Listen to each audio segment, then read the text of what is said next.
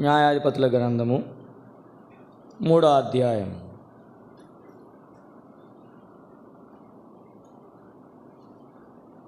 మూడో అధ్యాయం 5వ వచనం నుండి 9 వరకు మార్చి చదువుకుంటాం.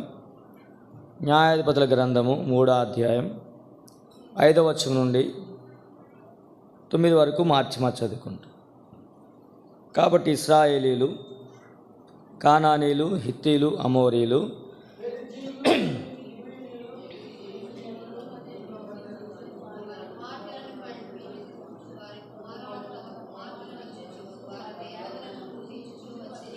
అట్లు ఇశ్రాయేలీలు యెహోవా సన్నిధిని దోషులై తమ దేవుడైన యెహోవాను మరచి బయలుదేవతలను దేవతాస్తంభములను పూజించిరి.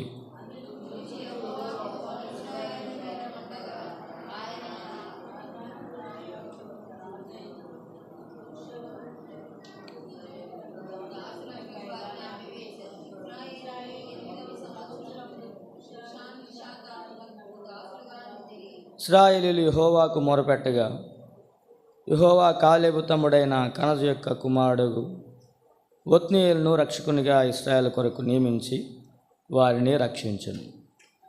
తర్వాత అదే అధ్యాయము 3వ అధ్యాయం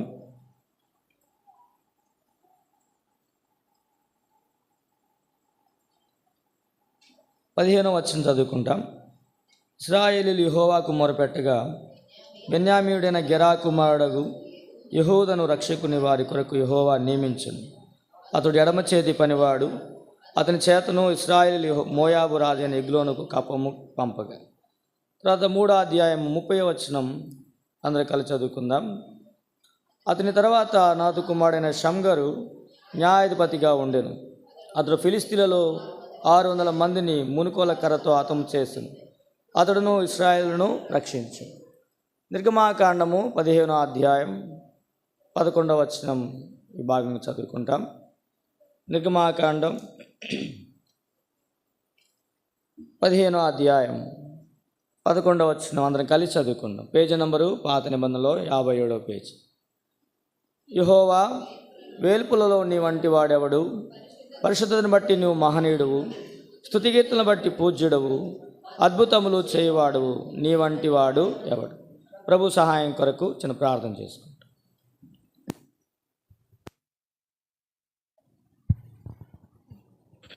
ప్రేమ నమ్మకమైన మా ప్రియ పరలోకపు తండ్రి, పరిశుద్ధమైన దేవవందనాలు, అద్భుతకరుడు, ఆలోచనకర్త, నిత్యుడగు తండ్రి, నిన్న నేడు నిరంతరం ఏకరీతిగా ఉన్న దేవుడివి, మారని మార్పు చెందిన దేవానికి స్తోత్రాలు చెల్లిస్తున్నాం. ఇటుగా మిమ్మల్ని ఆరాధించడానికి సమకూర్చుని ప్రేమను బట్టి వందనాలు. పాటల ద్వారా మీరు మాయం పొందొచ్చు వందనాలు. చిత్తపటి లేఖన భాగంలో మీరు ఆస్వాదించి విరిచి వడ్డించండి. మిమ్మల్ని ఆత్మతో సత్యముతో ఆరాధించడానికి కావలసినటువంటి మాటలు అనుగ్రహించండి. మీ యొక్క ఆత్మాభిషేకము, ఆత్మ సంచారం, ఆత్మ నడిపి అనుగ్రహించండి.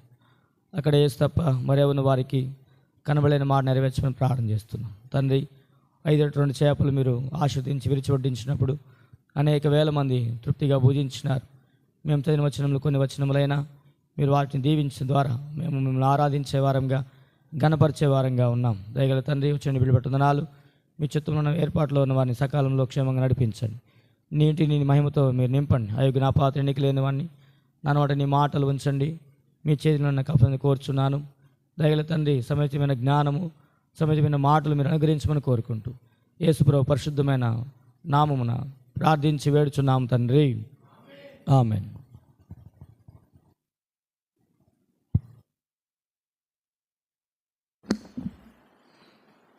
ప్రభుని ఆరాధించడానికి చేరవచ్చిన మనము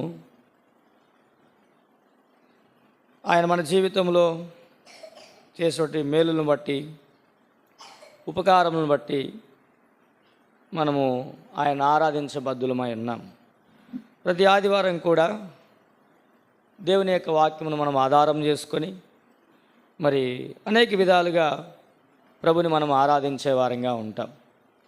దేవుని యొక్క శక్తిని బట్టి, దేవుని యొక్క గొప్పతనాన్ని బట్టి, దేవుని యొక్క ఖ్యాతిని బట్టి ఆయనను వర్ణించే వారంగా, ఆరాధించే వారంగా ఉంటాం.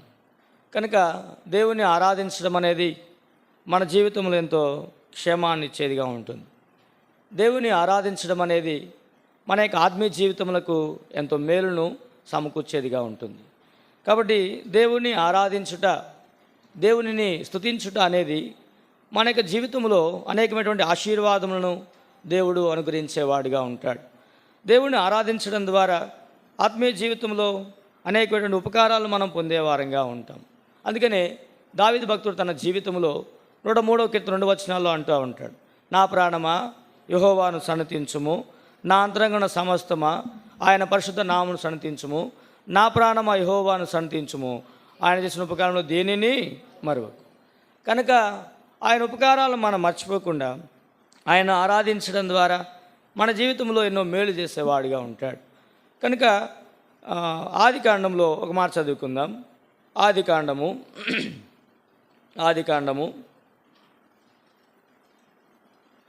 8వ అధ్యాయం. ఆదికాండం 8వ అధ్యాయం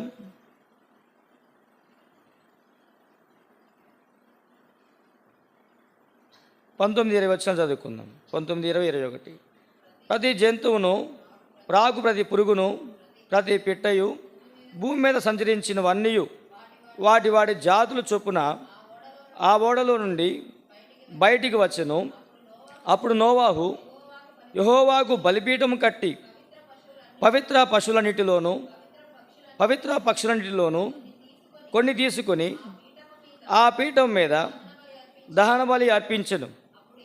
అప్పుడు యెహోవా ఇంపైన సువాసన ఆగ్రహించి ఇక మీదట నరులను బట్టి భూమిని మరలా శపించెను. ఎందుకనగా నరుల హృదయాలోచన వారి బాల్యం నుండి చెడ్డది. నేనిప్పుడు చేసిన ప్రకారముగా ఇకను సమస్త జీవులను సంహరిం. కనుక నోవాహు గారి కాలంలో దేవుని ప్రజలైన వారు, లోకంలో ఉన్న వారందరూ కూడా దేవుని దృష్టికి విరోధముగా పాపం చేసిన వారిగా, దేవునికి అవిధేయులుగా జీవించినారు. నోవాహు గారు మాత్రమే తన తరం వారందరిలో నీతిమంతుడిగా జీవిస్తూ వచ్చాడు. కనుక నోవాహు గారిని దేవుడు ఏర్పరచుకొని ఆయన కుటుంబం కొరకు తన కుమారులు, కోడండ్రు, నోవాహు గారి భార్య వారు మాత్రమే ప్రవేశించడానికి ఒక ఓడను దేవుడు నిర్మించడానికి ఆయనకు ఆలోచన ఇస్తూ ఇచ్చాడు. అంతేకాకుండా ఆయన జీవితంలో అనేక మందికి కూడా ఆహ్వానించాడు, కానీ వారెవరు కూడా ఆ ఓడలో ప్రవేశించలేదు. అయితే దేవుడు చెప్పిన దాన్ని బట్టి పక్షులు, జంతువులు, ప్రాకు పురుగులు ఇవన్నీ కూడా ఓడలోకి వచ్చినాయి. ఆ తర్వాత మనకందరూ తెలుసు 40 దినాలు ప్రచండమైనటువంటి వర్షం కురుస్తూ వచ్చింది. 40 రాత్రులు 40 పగళ్ళు. ఆ తర్వాత కొన్ని దినాలు నీటి మీద ఓడ నడుస్తూ వచ్చింది. తర్వాత ఓడలో నుంచి మరి ప్రభువారు బయటికి తీసుకొచ్చిన తర్వాత ఇప్పుడు ఆయన ఒక బలిపీఠం కట్టాడు. బలిపీఠం కట్టి పవిత్ర పక్షులను కొన్ని తీసుకొని దహన బలి అర్పించినాడు. అర్పించినప్పుడు దేవుని యొక్క వాక్యం సెలవిస్తూ ఉంది, అప్పుడు యెహోవా ఇంపైన సువాసన నా గ్రహించి. కారణం ఏంటంటే మరి ప్రజలందరూ కూడా, ఆ తరం వారందరూ కూడా చనిపోయారు. వారందరిలో మరి దేవుడు ఇష్టడిగా దేవుడు ఆయన కొన్ని ఏర్పరచుకొని ఆయనను, ఆయన కుటుంబాన్ని, ఆయన కుమారులను ఏర్పరచుకున్నాడు. దేవుడు కాపాడుతూ వచ్చాడు. అంతేకాక అందుకనే ఆ కృతజ్ఞతగా దేవుడు చేసినటువంటి ఉపకారాన్ని బట్టి నోవాహు గారు బలిని అర్పిస్తూ వచ్చాడు. తద్వారా ఆ ఇంపైన సువాసన దేవుడు ఆజ్ఞానించి ఒక నిబంధన చేస్తూ వచ్చాడు. ఏం చేస్తూ వచ్చాడంటే, ఇక మీద నేను నరులను శపించను, సంహరించను. దేవుని యొక్క ఆరాధించడం ద్వారా ఆయన మన దగ్గర నుంచి సువాసన ఆజ్ఞానించేవాడుగా ఉన్నాడు. మనతో ఒక నిబంధన చేసేవాడుగా ఉన్నాడు. మన పక్షాన ఆయన మనకు తోడుగా ఉండేవాడుగా ఉన్నాడు. కనుక మనం ఆయన ఆరాధించడం ద్వారా ఆత్మీయ జీవితంలో అనేకమైన మేలు మనం పొందేవారంగా ఉంటాం. మనం చదువుకునే భాగంలో న్యాయాధిపతుల గ్రంథం 3వ అధ్యాయము 3 గురించి మనం చదువుకుంటూ వచ్చినాం. న్యాయాధిపతులు 3వ అధ్యాయంలో మరి ఇశ్రాయేలీయులు దేవుణ్ణి మర్చి ఆయన మరి చేసినటువంటి ఉపకారాలు, మేలును మర్చిపోయి ఐగుప్తు దేశంలో వారిని దేవుడు ఏ విధంగా విడిపించాడో, దేవుడు ఏ విధంగా కాపాడుతూ వచ్చాడో, అరణ్య మార్గంలో వారిని దేవుడు ఏ విధంగా పోషించినాడో అవన్నీ కూడా మర్చిపోతూ వచ్చారు. అంతేకాకుండా లోకంలో ఉన్నటువంటి దేవతలను వారు పూజిస్తూ వచ్చారు. ఆ తద్వారా దేవునికి కోపము రావడం ద్వారా మరి ఇశ్రాయేలును దాసులుగా అప్పగిస్తూ వచ్చాడు. అప్పగించిన తర్వాత మరలా వారు యెహోవాకు మొరపెట్టారు. మొరపెట్టిన తర్వాత మొట్టమొదటిగా ఒత్నీయేలును రక్షకుడిగా వారికి దేవుడు నియమించాడు. ఈ యొక్క ఒత్నీయేలును రక్షకుడిగా నియమించి వారి చేతిలో పడకుండా మరి వారి యొక్క శత్రువుల నుంచి వారిని దేవుడు విడిపించిన వాడుగా ఉన్నాడు. రెండవది మనం గమనించినప్పుడు యెహూదు అనే వ్యక్తి న్యాయపతినిగా నియమించాడు. వారి ద్వారా ఇశ్రాయేలును కొంతమంది దేవుడు రక్షించాడు. ఆ తర్వాత షమ్గరు అనే ఒక వ్యక్తి, న్యాయపతి గ్రంథం 3:30 మనం చూడొచ్చు. షమ్గరు అనే వ్యక్తిని దేవుడు ఏర్పాటు చేసుకుంటూ వచ్చాడు ఇశ్రాయేలును విడిపించడానికి, వారిని రక్షించడానికి.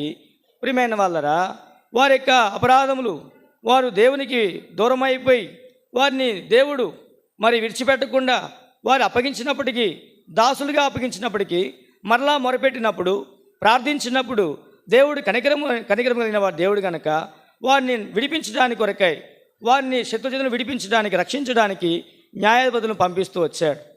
మనకి ఆత్మీయ జీవితంలో దేవునికి వాక్యం సెలవిస్తూ ఉంది. నిర్గమాకాండం 15వ అధ్యాయం మనం చదువుకుంటూ వచ్చినాం. నిర్గమాకాండము 15వ అధ్యాయం 11వ వచనం. యెహోవా వేల్పులలో నీ వంటి వాడెవడు, పరిశుద్ధతను బట్టి నీవు మహనీయుడవు, స్తుతికీర్తనను బట్టి నీవు పూజ్యుడవు, అద్భుతములు చేయువాడవు, నీ వంటి వాడెవడు. ఇక్కడ యెహోవా వేల్పులలో నీ వంటి వాడెవడు. వేల్పుడు అంటే పరాక్రమవంతుడు అర్థం. అక్కడ ఎర్ర సముద్రం నుంచి దాటిన తర్వాత ఎర్ర సముద్రం పాయలు చేసి ఇశ్రాయేలును సురక్షితంగా మరి 6 నెలలపైన దేవుడు దాటించిన తర్వాత వారు దేవుని ఘనపరిచేవారిగా ఉంటున్నారు, దేవుని ఆరాధించేవారిగా ఉంటున్నారు. ఎట్లా అంటే యెహోవా వేల్పులలో నీ వంటి వాడు ఎవడు. ఎందుకంటే ఆయన పరాక్రమం, ఆయన శక్తి, ఆయన బలము ద్వారా ఇశ్రాయేలీలను ఎర్ర సముద్రము నుండి 6 నెలలపై నడిపించినాడు. ఎంత పరాక్రమవంతుడు, ఎంత బలవంతుడు. అంతేకాదు ఆ తర్వాత న్యాయాధిపతుల కాలంలో కూడా ఇశ్రాయేలు దేవునికి విరోధంగా జీవించినప్పుడు దాసులుగా వారిని అప్పగించినాడు. మరలా దేవునికి వారు మొరపెట్టినప్పుడు వారిని రక్షించడానికి ప్రియమైన వాళ్ళరా మరి న్యాయాధిపతులను ఒత్నీయేలును, షమ్గరును, యెహూదును పంపిస్తూ వచ్చాడు. అయితే వారిని రక్షించడమే కాదు కానీ వారి కొరకై, వారిని విడిపించడానికి మరి ఇశ్రాయేలు కొరకై కొంతమంది వ్యక్తులను ఏర్పాటు చేసుకున్నారు.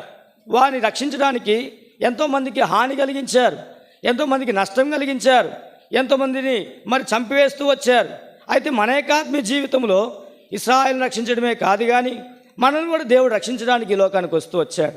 మన యొక్క ఆత్మీయ జీవితంలో దేవునికి విరోధముగా, దేవునికి దూరస్తులమై, దేవునికి మరి అవివేకులముగా, అవిధేయులుగా మన జీవితాలను వారే కాదు చూడండి, మన జీవితంలో కూడా ఆయన మనల్ని రక్షించిన వాడుగా ఉంటున్నాడు. రోమాపత్రిక 1వ అధ్యాయం, రోమాపత్రిక 1వ అధ్యాయము 21 నుంచి చదువుకుందాం. దేవుని ఎరిగియు ఆయన దేవునిగా మహింపరచలేదు, చెల్లింపను లేదు కానీ తమ వాదములందు వ్యర్థులైరి వారి అవివేక హృదయం అంధకారమయమాయను, తాము జ్ఞానమని చెప్పుకొనుచు బుద్ధిహీనులైరి వారు అక్షయుడగు దేవుని మహిమను క్షయమగు మనుషుల యొక్కయు, పక్షుల యొక్కయు, చతుష్పాద జంతువుల యొక్కయు, పురుగుల యొక్కయు ప్రతిమా స్వరూపముగా మార్చింది. కనుక మన యొక్క ఆత్మీయ జీవితంలో ఇంకా కిందకు వస్తే 24వ వచనంలో ఈ హేతువు చేత వారు తమ హృదయములను దురాశను అనుసరించి తమ శరీరములను పరస్పరము అవమానపరుచుకున్నట్లు దేవుడు వారిని అప్పగించెను. అట్టివారు దేవుని సత్యమును అసత్యమునకు మార్చి పూజించి సేవించిరి, యుగముల వరకు ఆయన స్తోత్రార్హుడై ఉన్నాడు. ఆమె కనుక ఇశ్రాయేలు వలె మన జీవితంలో కూడా సృష్టికర్తను మరచి సృష్టమునకు ఆయనకు బదులుగా సృష్టమును పూజించి సేవించిన వారం ఈ లోకంలో జన్మించినటువంటి దినము నుండి యేసుప్రభునందు విశ్వాసముంచేంత వరకు కూడా ఈ లోకానుసారంగా జీవించిన వారం, ప్రవర్తించిన వారం. అటువంటి మన జీవితాలను రక్షించడానికి, మనము పాపములో అవిధేయతలు ఉన్నటువంటి మన జీవితం రక్షించడానికి కొరకై ప్రభువైన యేసుక్రీస్తు వారు మనుషు కుమారుడిగా, లోకరక్షకుడిగా ఈ లోకానికి వస్తూ వచ్చాడు. ఇశ్రాయేలును రక్షించడానికేమో న్యాయాధిపతులను పంపిస్తూ వచ్చాడు. ఆ న్యాయాధిపతులు అనేక మందిని హతమార్చి వారిని శిక్షించి వారిని ప్రాణములు తీసి వారిని రక్షిస్తూ వచ్చారు. కానీ ప్రభువైన యేసుక్రీస్తు వారు మనల్ని రక్షించడానికి కొరకై, మనల్ని విమోచించడానికి కొరకై, మనలను పాపమును దాసులుగా నుండి విడిపించి నీతికి దాసులుగా చేయడానికి కొరకై ఆ రక్షకుడు మన కొరకు ఈ లోకానికి వస్తూ వచ్చాడు. అందుకనే దేవునికి వాక్యం రాయబడుతూ వచ్చింది. యెషయా గ్రంథం 59వ అధ్యాయం, యెషయా గ్రంథం 59వ అధ్యాయం 59వ అధ్యాయము 16వ వచనం. యెషయా గ్రంథం, సంరక్షకుడు లేకపోవుట ఆయన చూచెను, మధ్యవర్తి లేకుండుట చూచి ఆశ్చర్యపడెను. కాబట్టి ఆయన బాహువు, కనుక సంరక్షకుడు లేకపోవుట ఆయన చూచెను. కనుక విడిపించేవారు, రక్షించేవారు, మనల్ని బాగు చేసేవారు, మన యొక్క అపరాధము నుండి, మన యొక్క పాపము నుండి, మన యొక్క అవిధేయత నుండి విడిపించేవారు ఎవరూ లేరు. అందుకొరకే మనల్ని విడిపించడానికి, మనల్ని రక్షించడానికి కొరకై మనుషు కుమారుడిగా ప్రభువైన యేసుక్రీస్తు వారు రక్షకుడిగా ఈ లోకానికి వస్తూ వచ్చాడు. లూకా సువార్త 10వ అధ్యాయం మనం చదువుకుంటూ వస్తాము. ఇదిగో దావీదు పట్టణమందు నేడు రక్షకుడు మీ కొరకు పుట్టి ఉన్నాడు, రక్షించడానికి వచ్చిన వాడిగా ఉన్నాడు ఆయన. కనుక మన యొక్క దోషములు, అదే 59వ అధ్యాయం 1వ వచనం రాయబడుతూ వచ్చింది. రక్షింపనేరకున్నట్లు యెహోవా హస్తము కురచ కాలేదు, విననేరకున్నట్లు ఆయన చెవులు మందము కాలేదు. మీ దోషములు మీకును మీ దేవునికి అడ్డముగా వచ్చును. కనుక మన యొక్క దోషములు, మన యొక్క పాపములు దేవునికి అడ్డముగా వచ్చినాయి. దాన్ని బట్టి ఆయన మనల్ని విడిపించలేకపోతున్నాడు. కనుక వాటి నుండి విడిపించడానికి కొరకై, రక్షించడానికి కొరకై ఆయన ఈ లోకానికి రక్షకుడిగా వచ్చిన వాడుగా ఉన్నాడు. న్యాయాధిపతులను, ఆ యొక్క ఇశ్రాయేలును న్యాయపతులను పంపించి వాడు విడిపించిన వాడుగా ఉన్నాడు. మన కొరకైతే ఆయనే మనిషి కుమారుడిగా ఈ లోకానికి వస్తూ వచ్చాడు. అందుకొరకే దేని నుంచి ఆయన రక్షించాడు మనల్ని, వేటి నుంచి రక్షించాడు అంటే కొన్ని మాటలు మనం చదువుకొని ప్రభువుని మనం ఆరాధిద్దాం. మత్తయి సువార్త 1వ అధ్యాయము 21వ వచనం చదువుకుందాం. మత్తయి సువార్త 1వ అధ్యాయం 21వ వచనం. ఆమె కుమారుని కనును తన ప్రజలను వారి పాపము నుండి ఆయనే రక్షించును గనుక ఆయనకు యేసు అను పేరు. తన ప్రజలను వారి పాపము నుండి ఆయనే రక్షించును. కనుక మనం రక్షించడానికి కొరకై మనిషి కుమారుడిగా కన్యక గర్భమున మరి పరిశుద్ధుడిగా, మరి పవిత్రుడిగా ఈ లోకానికి వచ్చిన వాడుగా ఉన్నాడు. అంతేకాదు మనల్ని రక్షించడానికి దేవుని వాక్యం తెలివిస్తూ ఉంది. పాపులను రక్షించుటకు క్రీస్తు యేసు ఈ లోకంకి వచ్చిన వాక్యము నమ్మదగినది, పూర్ణాంగీకారమునకు యోగ్యమునై ఉన్నది. ఇశ్రాయేలును రక్షించడానికి కొంతమందిని పంపిస్తూ వచ్చాడు, న్యాయాధిపతులను ఎంచుకుంటూ వచ్చాడు, వారిని విడిపిస్తూ వచ్చాడు. అయితే మనల్ని విడిపించడానికి కొరకై దేవాతి దేవుడే మనిషి కుమారుడిగా ఈ లోకానికి దిగి వచ్చాడు. ఎలాగ విడిపించాడు, ఎలాగ రక్షించాడంటే, అందుకనే యెహోవా వేల్పుల్లో నీ వంటివాడు ఎవడు? ఆయన పరాక్రమం అంతా, ఆయన బలమంతా, మనకు రా శిక్ష యావత్తు ఆ కలువరి శిలువ పైన ఆయన భరించిన వాడిగా ఉన్నాడు. మనల్ని రక్షించడానికి, మనల్ని విడిపించడానికి ఆయన బంధింపబడుతూ వచ్చిన వాడిగా ఉన్నాడు. మన పాపములను ఆయన వీపు మీద మోసుకున్నవాడిగా ఉన్నాడు. మన యొక్క పాపముల కొరకై, మన యొక్క పాపములు క్షమించడానికి, మన యొక్క పాపం తీసివేయడానికి కొరకై మనకు బదులుగా శిక్ష ఆయన భరించినాడు. ఆయన ఎంత పరాక్రమవంతుడు, ఆయన ఎంతో బలవంతుడు, ఆయన శక్తి సంపన్నుడు. అయితే మనం రక్షించడానికి, మనల్ని విమోచించడానికి, మనల్ని విడిపించడానికి మనకు బదులుగా ఆయన అప్పగించబడుతూ వచ్చాడు.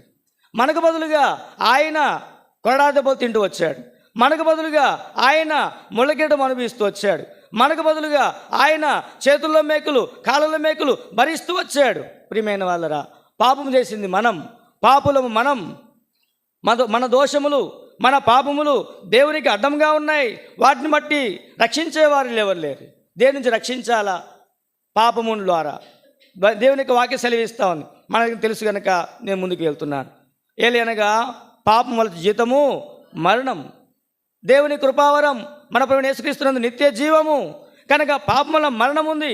మరణము, రెండవ మరణం ద్వారా నిత్య నరకము, అగ్నిగుండం ఉంది, పాతాళం ఉంది. కనుక మనకు బదులుగా మనం రక్షించడానికి కొరకై ప్రభువైన యేసుక్రీస్తు వారు ఈ లోకానికి వచ్చిన వాడిగా ఉన్నాడు.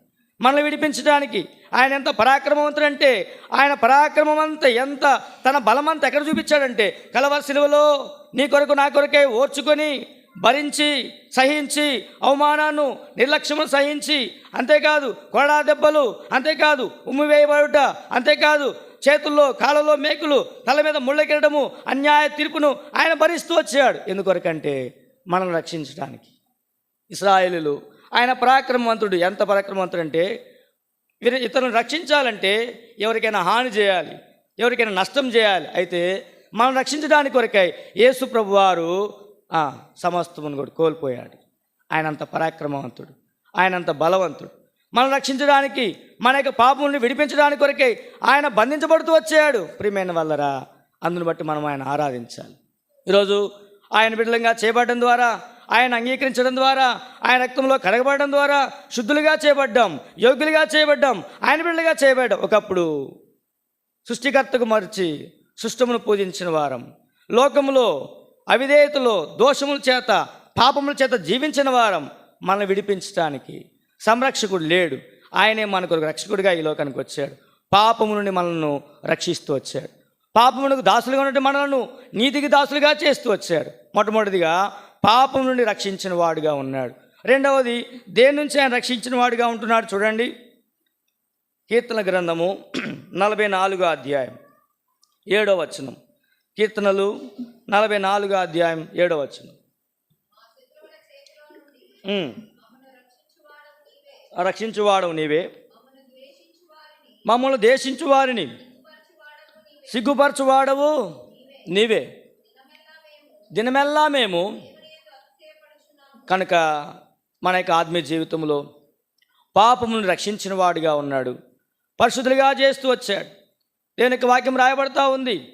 ఆయన రక్షకుడిగా ఈ లోకానికి వచ్చిన వాడుగా ఉన్నాడు. మొట్టమొదటిగా పాపమును రక్షించిన వాడుగా ఉన్నాడు. ఎందుకంటే పాపం వల్ల జీవితం మరణము, మనకు ఆ శిక్ష, ఆ మరణము ఆయన భరించిన వాడుగా ఉన్నాడు. ఆయన ఆ శిక్షను భరించి మనల్ని విడిపించిన వాడుగా ఉంటున్నాడు. అంతేకాదు, రెండవదిగా దేని నుంచి ఆయన రక్షించాడు అంటే శత్రువుల చేతిలో నుండి రక్షించినాడు. కానీ మనం అనుకుంటాం ఈ లోకంలో మనకు అనేకమైన శత్రువులు ఉండవచ్చు. కనుక దానికంటే ప్రధానంగా ఒక శత్రువు ఉన్నాడు, మనకు ఒక విరోధి ఉన్నాడు. చూడండి, మొదటి పేతురు పత్రిక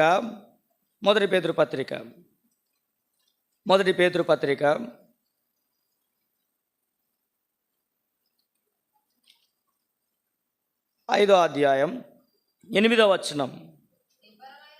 నిబ్బరమైన బుద్ధిగాల వారై మెలకువగా ఉండుడి, మీ విరోధి అయిన అపవాది గర్జన సింహం వలె ఎవరిని మృంగుదునా అని వెదకుచూ తిరుగుచున్నాడు. మనకు ప్రధానమైన శత్రువు అపవాది. ఎందుకంటే ఒకప్పుడు లోకంలో ఉన్నవారం, వానికి దాసులుగా ఉన్నవారం, వాని చేతిలో ఉన్నవారం, వానికి ప్రియులుగా ఉన్నవారం. ఆ యొక్క శత్రువు యొక్క చేతిలో, శత్రువు యొక్క ఆ జీవితంలో జీవించిన వారం. అయితే ఇప్పుడు మనల్ని విడిపించాడు, మనల్ని ఆయన రక్షించినాడు. అందుకే అంటాడు, మా శత్రువుల చేతుల నుండి నువ్వు మమ్మను రక్షించినావు. దినదినము ఈ శత్రువు ఏం చేస్తాడంటే మనం మరలా లోకం లాగుతూ ఉంటాడు. మనల్ని మరలా అనేకమైన అపాయాలు, అనేక కీడుల నుంచి మనల్ని కల్పించేవాడిగా ఉంటాడు.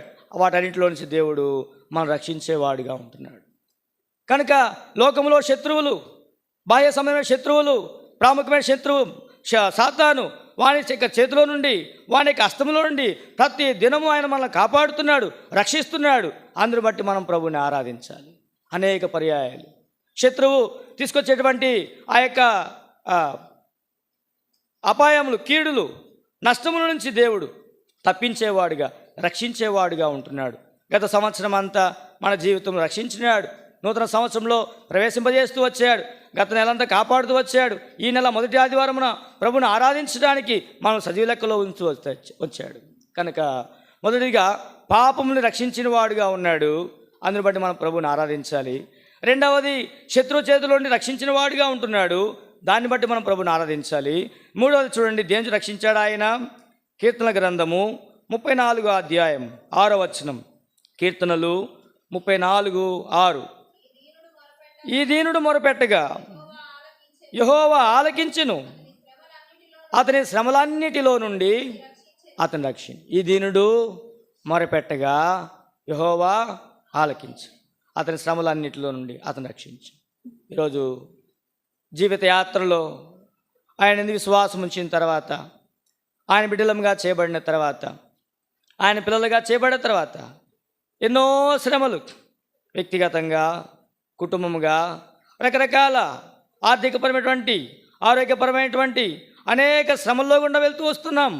అయితే దేవునికి మనం ప్రార్థన చేయడం ద్వారా, దేవునికి మొరపెట్టడం ద్వారా, దేవుని దగ్గర విజ్ఞాపన చేయడం ద్వారా, అయ్యా ఇదిగో ఈ శ్రమలకు నేను తాళలేను, ఈ శ్రమలో నేను గతించిపోతానేమో, ఈ శ్రమలో నేను అంతమైపోతానేమో, ఈ శ్రమలో నేను కనబడకుండా పోతానేమో అనేక పర్యాయాలు మనకు సంభవించినప్పుడు ఆ శ్రమలన్నింటిలో నుంచి దేవుడు విడిపించాడు.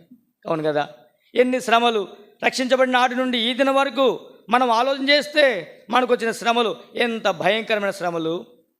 వ్యక్తిగత జీవితంలో అనేక రకాల కొన్ని శ్రమలు బయటికి చెప్పుకుంటాం, కొన్ని శ్రమలు వ్యక్తపరచలేం, కొన్ని శ్రమలు అందరితో పంచుకుంటాం, కొన్ని పర్యాయాలు చెప్పుకోలేం. అయితే ఈ గొప్ప దేవుడు, ఘనమైనటువంటి దేవుడు, రక్షకుడైనటువంటి దేవుడు ఆ శ్రమలన్నిటిలో నుంచి మనం విడిపిస్తూ వచ్చినాడు.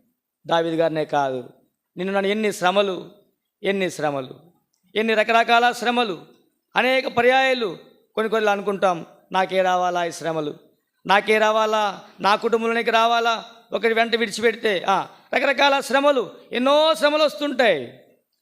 ఎన్నో పర్యాలు అనుకుంటాం కదా, అయ్యో ఈ శ్రమల నుంచి ఎట్లాగా నన్ను ఎవరు విడిపిస్తారు, నాకెవరు సహాయం చేస్తారు, వీటిలోంచి దాటించేది ఎవరు, వీటిలోంచి కాపాడేది ఎవరు, అనేక పర్యాయాలు ఈ శ్రమలో నేను కనబడుకైపోతానేమో.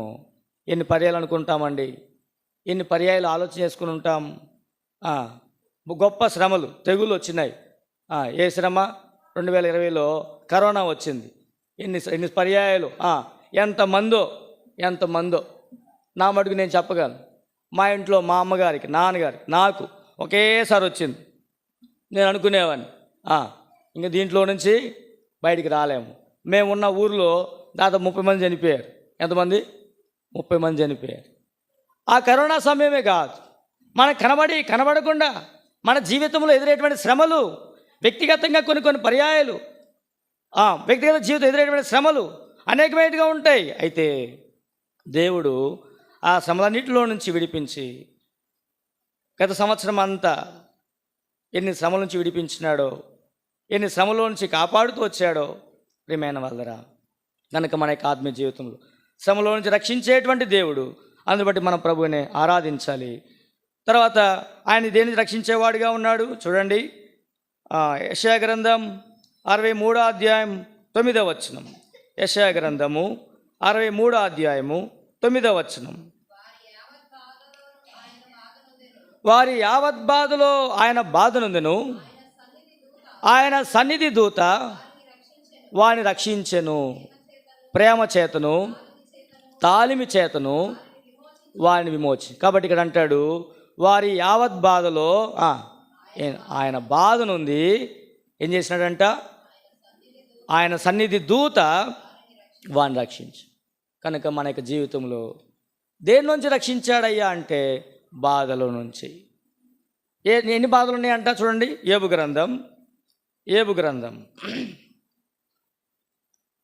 గ్రంథము 5వ అధ్యాయం 19వ వచనం. ఏబు గ్రంథం 5వ అధ్యాయం 19వ వచనం. 6 బాధల నుండి ఆయన నిన్ను విడిపించును, 7 బాధలు కలిగినను నీకు ఏ కీడును తగలదు. వారం అంతా, సోమవారం, మంగళవారం, బుధవారం, గురువారం, శుక్రవారం, శనివారం, ఎన్ని బాధలు అంటే ఇక్కడ? 6 బాధలు. 7 బాధలు కలిగినను, చూడండి ఈ 7 బాధలు ఏంటి అంటే, రోమాపత్రిక 8వ అధ్యాయం 35వ వచనం.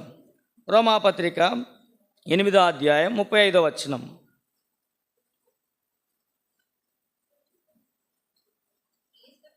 క్రీస్తు ప్రేమ నుండి మనల్ని ఎడబాపు వాడేవాడు? శ్రమ అయినను, బాధ అయినను, హింస అయినను, కరువైనను, వస్త్రహీనత అయినను, ఉపద్రవమైనను, ఖడ్గమైనను మనల్ని ఎడబాపునా నిన్ను బట్టి దినమెల్లా మేము వధింపబడిన వారము, వదకు సిద్ధమైన గొర్రెలమని మేము ఎంచబడిన వారము అయినను మనలను ప్రేమించిన వాని ద్వారా అత్యధికమైన విజయం. అక్కడ అంటాడు ఎన్ని బాధలు ఉన్నాయండి అక్కడ?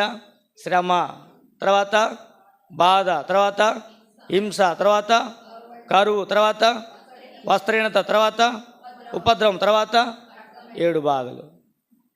ఎన్ని పర్యాయాలు విడిపిస్తున్నాడు! ఇన్ని బాధలో నుంచి ఆయన రక్షిస్తున్నాడు. ఈయన ఎవరంటే బాధ నుంచి విడిపించేటువంటి దేవుడు. అందుకొరకే యేసేపు ఆయన జీవితంలో ఎన్నో బాధలు అనుభవించాడు. ఎన్ని బాధలు! అన్నల ద్వారా బాధ అనుభవించాడు. వారు ఉన్నటువంటి పగను బట్టి ఆయన అప్పగించేస్తూ వచ్చారు. మిద్యానికి అప్పగించాడు, పోతీఫరు ఇంట్లో. ఆ తర్వాత ఎన్నో నిందలు, అవమానాలు, చెరసాల్లోకి వెళ్తూ వచ్చాడు. అక్కడి నుంచి ఆయన విడిపించిన తర్వాత ఆయనకి వివాహమైన తర్వాత ఆయన కొడుకు పుట్టాడు. ఆయనకి ఏం పేరు పెట్టాడు చూడండి. ఆదికాండం 41వ అధ్యాయం, ఆదికాండం 41వ అధ్యాయం 51వ వచనం.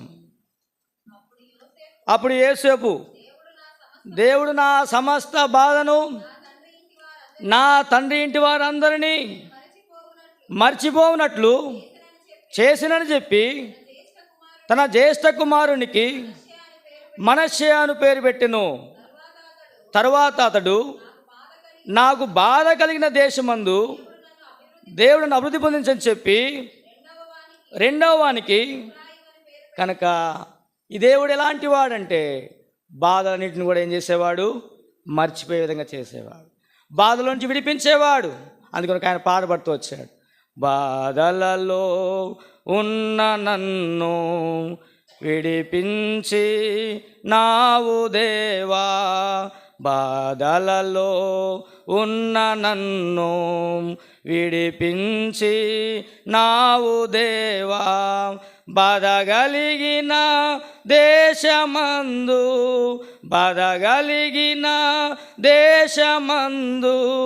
అభివృద్ధి నీచినావు. రాజుల రాజు యేసే, ప్రభువు యేసే. కనుక మన జీవిత యాత్రలో ఎన్ని బాధలు, వ్యక్తిగతంగా కుటుంబంగా ఎన్ని పర్యాయాలు, అనేక బాధల్లో నుంచి ఆయన మనం రక్షిస్తున్నాడు. ఎంతవరకు రక్షిస్తాడు ఆయన? చూడండి ఎంతవరకు రక్షిస్తాడు అంటే యెషయా గ్రంథము 46వ అధ్యాయం, యెషయా గ్రంథం 46వ అధ్యాయము 3-4 వచనం చదువుకుందాం. యాకోబు ఇంటి వాళ్ళారా,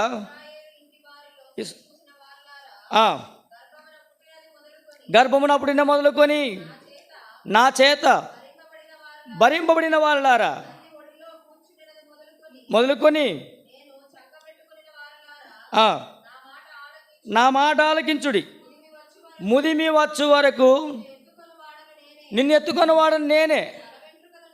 తల వెంట్రుకలు నెరిగే వరకు నిన్ను ఎత్తుకొని వాడను నేనే చేసి ఉన్నాను.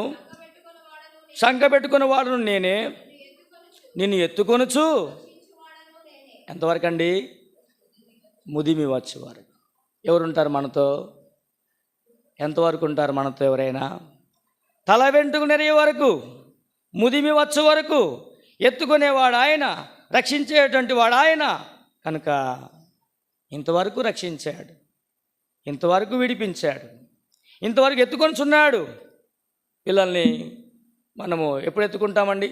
చిన్నపిల్లలు ఆడుకుంటూ ఉంటారు. వాళ్ళకి ఏదైనా వాళ్ళ దగ్గరికి ఏదైనా తాడు జర్రి కనుక, తేలు కనుక, ఏదైనా పాము పిల్ల వస్తుందనుకోండి, ఏం చేస్తాం మనం? పిల్లలు తీసుకొని దగ్గర తీసుకుంటాం. ఎందుకంటే అపాయం ఉంది.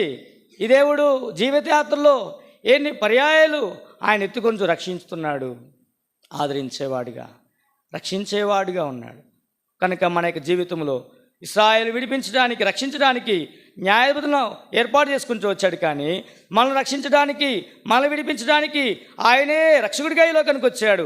పాపమును రక్షించాడు, నిత్య నరకం నుంచి విడిపించాడు, మనల్ని దేవునికి ప్రియమైన వారంగా చేస్తూ వచ్చాడు. అంతేకాదు మనకు శత్రువుల చేతుల నుంచి రక్షించిన వాడుగా ఉన్నాడు. మూడవది శ్రమలన్నిటిలో నుంచి రక్షించిన వాడుగా ఉన్నాడు. నాలుగవది మన యొక్క బాధల్లో నుంచి రక్షించిన వాడుగా ఉన్నాడు. ఐదవది ప్రియమైన వాళ్ళరా, ఒక మాట చదువుకొని మనం ప్రభుని ఆరాధిస్తాం. ఒక మాట చదువుకుందాం. 2వ సమూయేలు గ్రంథం 4వ అధ్యాయం 12వ వచనం. 2వ సమూయేలు 4వ అధ్యాయం 12వ వచనం. సకలమైన ఉపద్రవములలో నుండి, చాలండి, ఎన్ని ఉపద్రవాలంట? సకలమైన ఉపద్రవముల నుండి నన్ను రక్షించిన దేవుడు. సకలమైన ఉపద్రవాలు కనుక మన యొక్క ఆత్మీయ జీవితంలో ప్రియమైన వాళ్ళరా, ఎంతవరకు రక్షిస్తాడు ఆయన?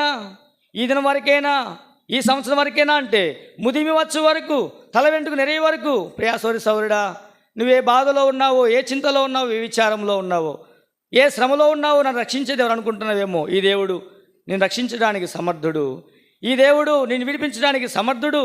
ఈ దేవుడు నిన్ను రక్షించేవాడు, విడిపించేవాడు, నీ బాధలన్నిటి నుంచి విడిపించేటువంటి దేవుడుగా ఉన్నాడు.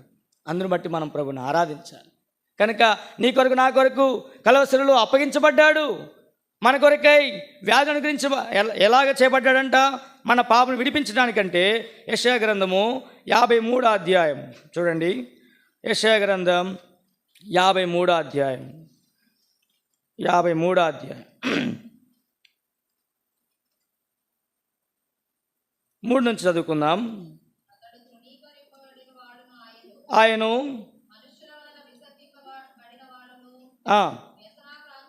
వ్యసనాక్రాంతుడుగాను, మనుషులు చూడనల్లని వాడుగాను ఉండెను. అతను తృణీకరింపబడిన వాడు గనక, ప్రియమైన వాళ్ళరా, నీ కొరకు, నా కొరకు తృణీకరించబడ్డాడు. వ్యాధి అనిపించబడిన వాడుగా ఉన్నాడు. విసర్జించబడుతూ వచ్చాడు. పరాక్రమవంతుడు.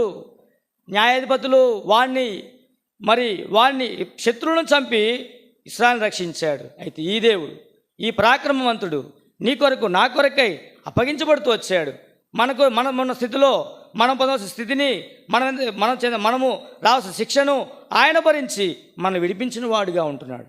అందును బట్టి మనం ప్రభుని ఆరాధించాలి. ఈ కొన్ని మాటల చేత ప్రభుని మనము ఆరాధిద్దాము.